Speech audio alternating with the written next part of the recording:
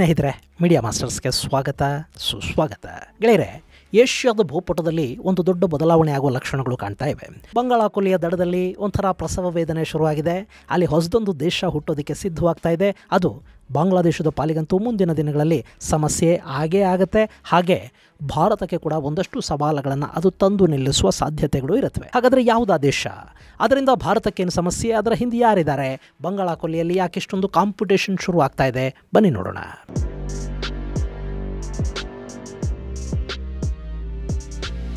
ಗೆಳೆಯರೆ, ಬಂಗಾಳಕೊಲ್ಲಿ, ಅರಬ್ಬಿ ಸಮುದ್ರ ಹಾಗೂ ಹಿಂದೂ ಮಹಾಸಾಗರದ ಹಾದಿ ಇದೆ ನೋಡಿ.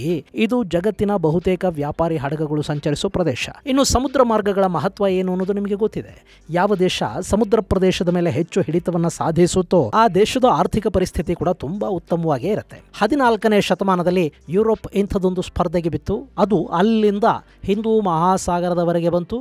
ಇವತ್ತು ಕೂಡ ಇಂಡೋ ಪೆಸಿಫಿಕ್ ಭಾಗದ ಮೇಲಿನ ಹಿಡಿತಕ್ಕಾಗಿ ಅಮೆರಿಕ ಹಾಗೂ ಚೈನಾಗಳು ಪೈಪೋಟಿ ಮಾಡ್ತಾ ಇವೆ. ಯುರೋಪಿಯನ್ ದೇಶಗಳು ಕೂಡ ತಮ್ಮ ಅಸ್ತಿತ್ವವನ್ನು ಸ್ಥಾಪಿಸುವ ಪ್ರಯತ್ನದಲ್ಲಿವೆ. ಇಲ್ಲಿ ಭಾರತ ಬಲಿಷ್ಠವಾಗಿರೋದ್ರಿಂದ, ಚೈನಾದ ವಿರುದ್ಧ ಕಾಲೂರಿ ನಿಲ್ಲೋ ಶಕ್ತಿ ಭಾರತಕ್ಕಿರೋದ್ರಿಂದ ಪಶ್ಚಿಮದ ದೇಶಗಳು ಭಾರತದ ಹೆಗಲಿಗೆ ಬಂದೂಕಿಟ್ಟು ಚೈನಾನ ಹೆದರಿಸೋ ಪ್ರಯತ್ನವನ್ನು ಮಾಡ್ತಾ ಇರುತ್ತವೆ. ಹಾಗೆ ಇಲ್ಲಿ ನಾನಾ ದೇಶಗಳು ತಮ್ಮದೇ ಆದ ಪ್ರತ್ಯೇಕ ನೆಟ್ವರ್ಕ್ಗಳನ್ನು ಕೂಡ ಮಾಡಿಕೊಂಡಿವೆ. ಇಲ್ಲಿನ ರಾಜಕೀಯ ಸ್ಥಿತಿಗತಿಗಳನ್ನು ಅಭದ್ರಗೊಳಿಸೋದಕ್ಕೆ, ತಮ್ಮ ನೆಲೆಗಳನ್ನು ಸ್ಥಾಪಿಸಿಕೊಳ್ಳೋದಕ್ಕೆ ಸಾಕಷ್ಟು ಫಂಡಿಂಗ್ ಕೂಡ ಮಾಡ್ತಾ ಇರುತ್ತವೆ.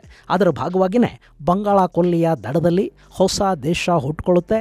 ಅದು ಕ್ರೈಸ್ತ ದೇಶ ಆಗಿರುತ್ತೆ. ಭಾರತ ಹಾಗೂ ಬಾಂಗ್ಲಾದೇಶದ ಒಂದಷ್ಟು ಭೂಮಿಯನ್ನು ಬಳಸಿಕೊಂಡು ಆ ಕ್ರೈಸ್ತ ದೇಶ ಉದ್ಭವವಾಗಲಿದೆ ಅನ್ನೋ ಮಾತನ್ನು ಈ ಹಿಂದೆ ಶೇಖ್ ಹಸೀನಾ ಹೇಳಿದರು. ಅಮೆರಿಕ ಸೇಂಟ್ ಮಾರ್ಟಿನ್ಸ್ ದ್ವೀಪವನ್ನು ಕೇಳ್ತಾ ಇದೆ, ಅದನ್ನು ನಾವು ಕೊಡ್ತಾ ಇಲ್ಲ. ಹೀಗಾಗಿ ಒಂದು ಕ್ರೈಸ್ತ ದೇಶವನ್ನು ಹುಟ್ಟು ಹಾಕೋದಕ್ಕೆ ಅಮೆರಿಕ ಹೋಗ್ತಾ ಇದೆ ಅಂತ ಹಸೀನಾ ಹೇಳ್ಕೊಂಡಿದ್ರು. ಆದರೆ ಅಲ್ಲಿ ಕ್ರೈಸ್ತ ದೇಶ ಹುಟ್ಟೋ ಲಕ್ಷಣಗಳು ಸದ್ಯ ಕಾಣ್ತಾ ಇಲ್ಲ. ಬೌದ್ಧ ದೇಶ ಮಾತ್ರ ಉದಯವಾಗೋದಕ್ಕೆ ಸಿದ್ಧತೆಗಳು ನಡೆದಿವೆ. ಅದು ಮ್ಯಾನ್ಮಾರ್ನಿಂದ ಹೊರಬಂದು ಪ್ರತ್ಯೇಕ ದೇಶವಾಗಿ ರಚನೆಗೊಳ್ಳುವ ಹಾದಿಯಲ್ಲಿದೆ. ಹಾಗೆ ಬೇರೆಯಾಗಲಿರುವ ಪ್ರದೇಶದ ಹೆಸರು ರಖೈನ್ ಸ್ಟೇಟ್.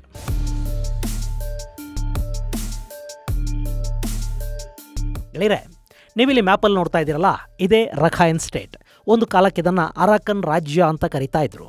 ಇದಕ್ಕೊಂದು ಪ್ರತ್ಯೇಕ ಆಡಳಿತ ಕೂಡ ಇತ್ತು. ಆದರೆ ಮುಂದೆ ಬರ್ಮಾನ ಕೋನ್ಬಾಂಗ್ ಡೈನಾಸ್ಟಿ ಆಳೋದಕ್ಕೆ ಶುರು ಮಾಡಿದ ಸಂದರ್ಭದಲ್ಲಿ ಈ ಅರಾಕನ್ ಪ್ರದೇಶ ಕಾನ್ಬಾಂಗ್ ಸಾಮ್ರಾಜ್ಯದಲ್ಲಿ ವಿಲೀನ ಆಯಿತು.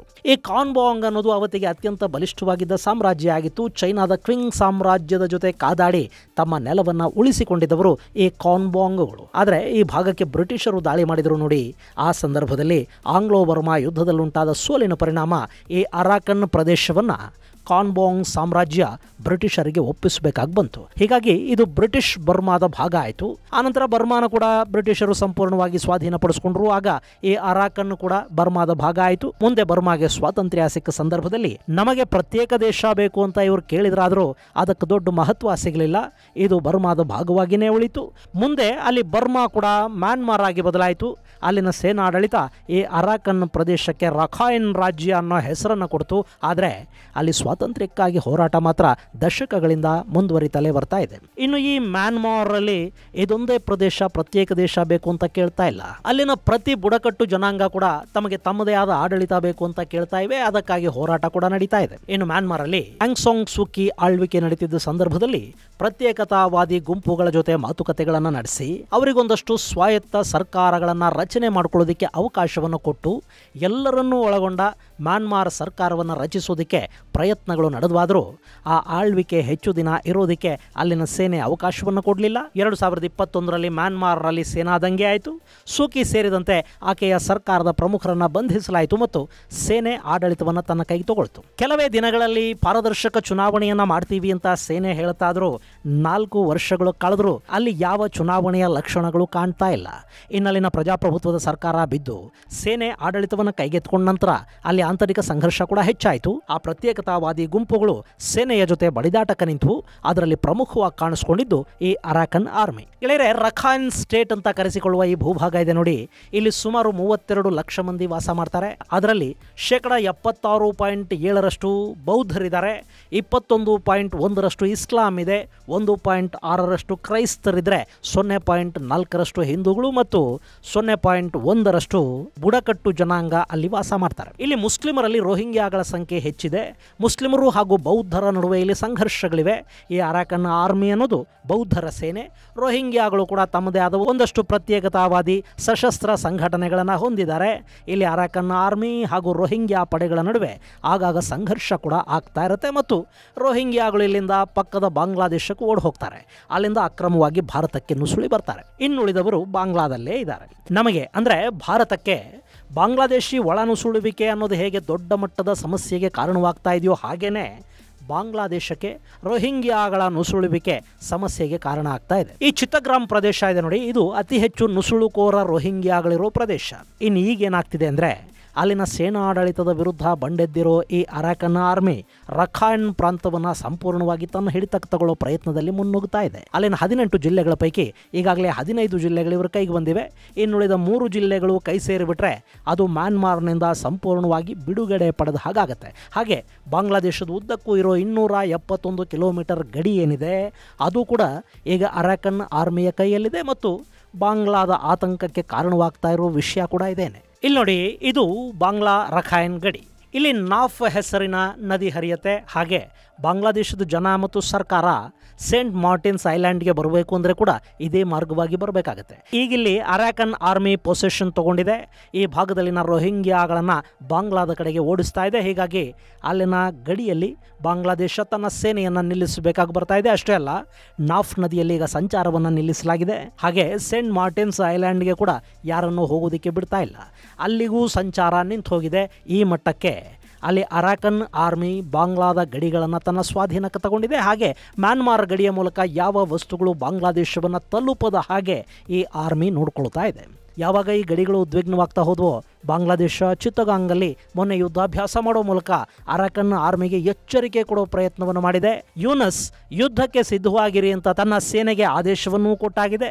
ಜೊತೆಗೆ ಟರ್ಕಿಯ ಡ್ರೋನುಗಳು, ಟರ್ಕಿಯ ಟ್ಯಾಂಕುಗಳು, ಚೈನಾದ ವಿಮಾನಗಳನ್ನು ಖರೀದಿ ಮಾಡೋದಕ್ಕೆ ಬಾಂಗ್ಲಾದೇಶ ಹೋಗ್ತಾ ಇರೋದು ಕೂಡ ಈ ಅರಾಕನ್ ಆರ್ಮಿಯನ್ನು ಬೆದರಿಸೋದಕ್ಕೆ. ಇನ್ನು ಈ ಅರಾಕನ್ ಆರ್ಮಿ ಅನ್ನೋದಿದೆ ನೋಡಿ, ಇದು ಈಗ ಮ್ಯಾನ್ಮಾರ್ನಿಂದ ಸ್ವಾತಂತ್ರ್ಯವನ್ನು ಘೋಷಣೆ ಮಾಡ್ಕೋಬೇಕು. ಅದು ಹಾಗೆ ನಾವು ಸ್ವತಂತ್ರವಾಗಿ ಬಿಟ್ಟಿದ್ದೀವಿ ಅಂತ ಅವರೇ ಹೇಳಿದರೆ ಸಾಕಾಗೋದಿಲ್ಲ. ಅದಕ್ಕೊಂದಷ್ಟು ದೇಶಗಳ ಮಾನ್ಯತೆ ಬೇಕಾಗುತ್ತೆ. ವಿಶ್ವಸಂಸ್ಥೆ ಕೂಡ ಈ ಪ್ರತ್ಯೇಕ ದೇಶವನ್ನು ಒಪ್ಕೋಬೇಕಾಗತ್ತೆ. ಇದೆಲ್ಲ ಅರಾಕನ್ ಆರ್ಮಿಗೆ ಗೊತ್ತಿಲ್ಲದ ವಿಷಯ ಅಲ್ಲ. ಅವರು ಅಲ್ಲಿನ ಆಡಳಿತದ ಉಸ್ತುವಾರಿಗಾಗಿ ಯುನೈಟೆಡ್ ಲೀಗ್ ಆಫ್ ಅರಾಕನ್ ಅನ್ನೋದನ್ನ ಸ್ಥಾಪನೆ ಮಾಡಿಕೊಂಡಿದ್ದಾರೆ ಮತ್ತು ಭಾರತ ಹಾಗೂ ಚೈನಾಗಳ ಜೊತೆ ನಿರಂತರ ಮಾತುಕತೆಗಳನ್ನು ಕೂಡ ನಡೆಸ್ತಾ ಇದ್ದಾರೆ. ಭಾರತ ಚೈನಾಗಳು ಈ ಅರಾಕನ್ ದೇಶಕ್ಕೆ ಮಾನ್ಯತೆಯನ್ನು ಕೊಟ್ಟರೂ ಸಾಕು, ಅದು ಸ್ವತಂತ್ರವಾಗಿ ಹೋಗುತ್ತೆ.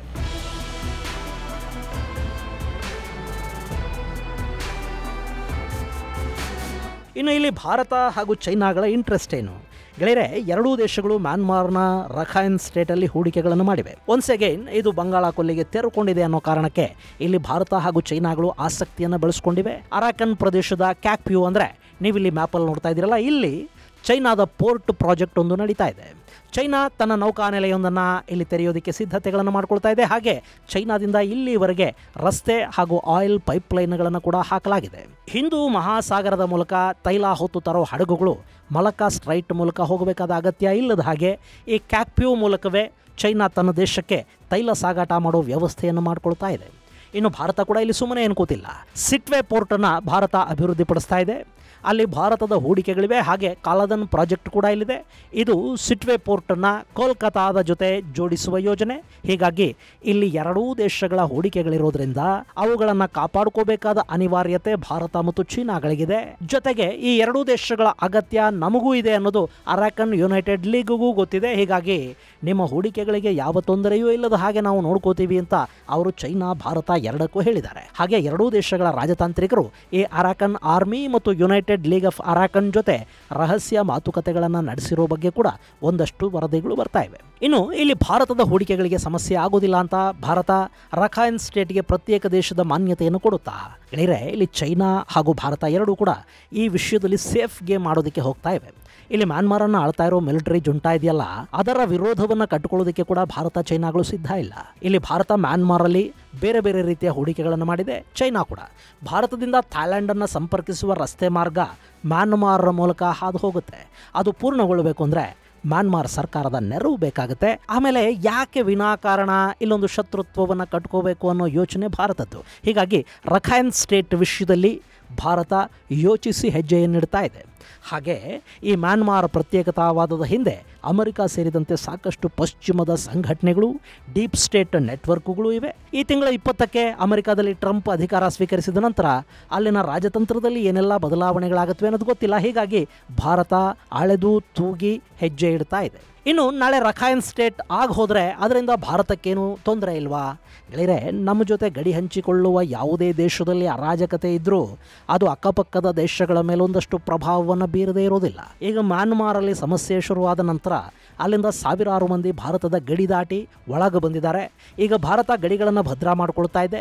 ಡಿಸೆಂಬರ್ 31ರಿಂದ ಅಲ್ಲಿ ಎರಡೂ ಕಡೆಗಳ ಗಡಿಯಿಂದ 10 ಕಿಲೋಮೀಟರ್ ದೂರದ ಒಳಗಿನ ಜನ ಗಡಿ ದಾಟಿ ಬಂದು ಹೋಗಿ ಮಾಡಬೇಕು ಅಂದರೆ ಅದಕ್ಕೆ ಪಾಸ್ಗಳನ್ನು ತಗೋಬೇಕು ಅನ್ನೋ ಹೊಸ ಕಾನೂನು ಜಾರಿಯಾಗಿದೆ. ಈ ಪಾಸ್ಗೆ 7 ದಿನಗಳ ಅವಕಾಶ ಇರುತ್ತೆ ಮತ್ತು ಹಾಗೆ ಗಡಿ ದಾಟ್ತಾ ಇರೋ ಜನ ಅಲ್ಲಿಂದ 10 ಕಿಲೋಮೀಟರ್ ಒಳಗಿನ ಪ್ರದೇಶದವರು ಅನ್ನೋದನ್ನು ಖಚಿತಪಡಿಸಿಕೊಂಡ ನಂತರವೇ ಪಾಸ್ ಕೊಡೋ ಕೆಲಸ ನಡೆಯುತ್ತೆ. ಇದು ಮ್ಯಾನ್ಮಾರ್ನಿಂದ ಅಕ್ರಮ ವಲಸೆಗಳು ಹೆಚ್ಚಾಗದ ಹಾಗೆ ಸರ್ಕಾರ ಕೈಗೊಳ್ತಾ ಇರೋ ಕ್ರಮ. ಇನ್ನು ನಾಳೆ ಈ ರಖೈನ್ ಪ್ರತ್ಯೇಕಗೊಂಡ್ರೆ ಅಲ್ಲಿನ ರೋಹಿಂಗ್ಯಾಗಳು ಬಾಂಗ್ಲಾಗೆ ವಲಸೆ ಹೋಗೋದು ಹೆಚ್ಚಾಗುತ್ತೆ. ಹಾಗೆ ಬಾಂಗ್ಲಾ ಗಡಿಗಳ ಮೂಲಕ ಅವರು ಭಾರತಕ್ಕೆ ಬರೋ ಪ್ರಯತ್ನವನ್ನು ಕೂಡ ಮಾಡ್ತಾ ಹೋಗ್ತಾರೆ. ಹೊಸ ದೇಶ ರಚನೆ ಆಗೋದು ಅಂದರೆ ಅದು ಸಾಕಷ್ಟು ಸಂಕಷ್ಟಗಳನ್ನು ಕೂಡ ಎದುರಿಸಬೇಕಾಗತ್ತೆ. ಮ್ಯಾನ್ಮಾರ್ ಈಗಾಗಲೇ ಆರ್ಥಿಕ ಸಮಸ್ಯೆಗಳಲ್ಲಿದೆ.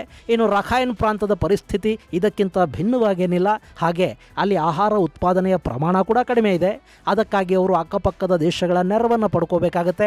ಆ ಪ್ರಯತ್ನದಲ್ಲಿ ಹಸಿವಿನ ಕಾರಣಕ್ಕೆ ಕೂಡ ಸಾಕಷ್ಟು ವಲಸೆಗಳಾಗುವ ಸಾಧ್ಯತೆಗಳಿರುತ್ತವೆ. ಅವರು ಹತ್ತಿರದಲ್ಲೇ ಇರೋ ಭಾರತಕ್ಕೆ ಬರೋ ಪ್ರಯತ್ನವನ್ನು ಮಾಡ್ತಾರೆ. ಇದು ಭಾರತಕ್ಕೆ ಸಮಸ್ಯೆಗಳನ್ನು ತಂದೊಡ್ಡುತ್ತೆ. ಇದೆಲ್ಲ ಏನೇ ಇದ್ರೂ ಅಲ್ಲಿ ಹೊಸ ದೇಶದ ಉಗಮಕ್ಕೆ ಸಿದ್ಧತೆಗಳಂತೂ ನಡೀತಾ ಇವೆ.